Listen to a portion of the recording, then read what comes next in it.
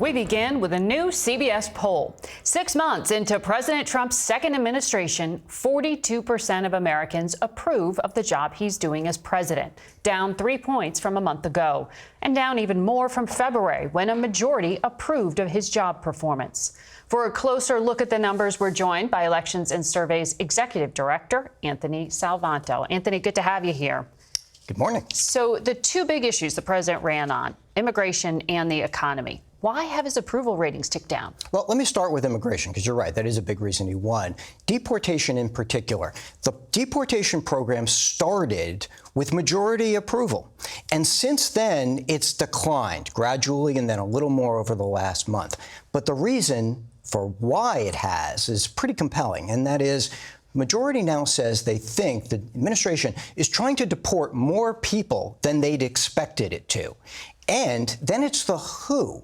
Majority no longer thinks that the administration is just trying to prioritize dangerous criminals, that has expanded. And when they think those things, they're less approving of it overall. It's another component of this, too, which is that you get a majority who doesn't approve of the way in which the administration is using the detention centers as well. So all of that is in the mix. The other part of this, though, is that Donald Trump's handling of immigration more broadly is also down. And that's happening at the same time that Americans say, because they are, that border crossings have gone down. So within that gauge on immigration, you see how much the deportation program is really driving things. And we've seen in CBS obtained data that the #1 issue in terms of convictions were traffic violations and then immigration.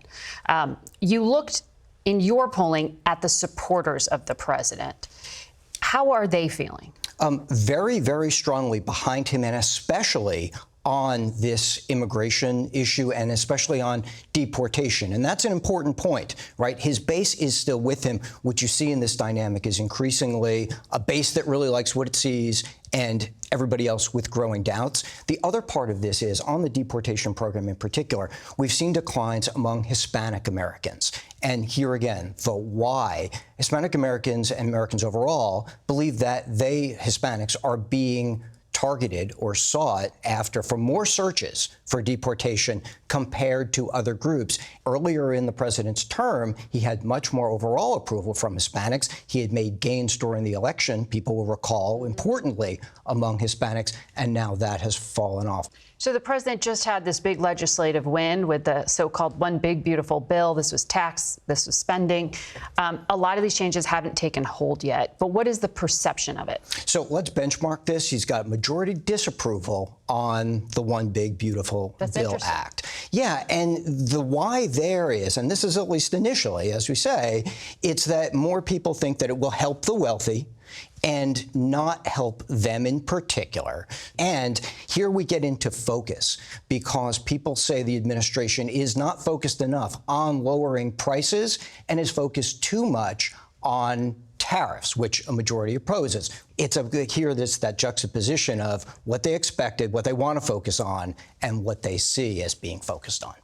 So the president has been talking about firing the head of the Federal Reserve, Jerome Powell. We know the Supreme Court said back in May, they signaled here, he doesn't really have the authority to do it without cause. But we know the Fed's job is to manage employment, manage price stability, and they're supposed to be politically independent so that there isn't interference with the economy. Have you ever polled before on whether there should be, that the president should really be able to do this? We haven't. Most people say they think the Fed should act independently from the president's guidance. But on that larger point about the way institutions work, we have sometimes asked questions in this administration about things like who should have the power of the purse, who should have the final say on spending. We've asked about things like pushing back against judges who rule against the administration. All of these things, for context, are new. Now, this obviously isn't the first president to try to expand executive power, and that has a long history in politics and in polling. But some of these institutional arrangements and public views of them are certainly new for us here. You have a reason to ask, in other words. Yeah. That's fascinating. Anthony Salvanto, thank you. Thank you.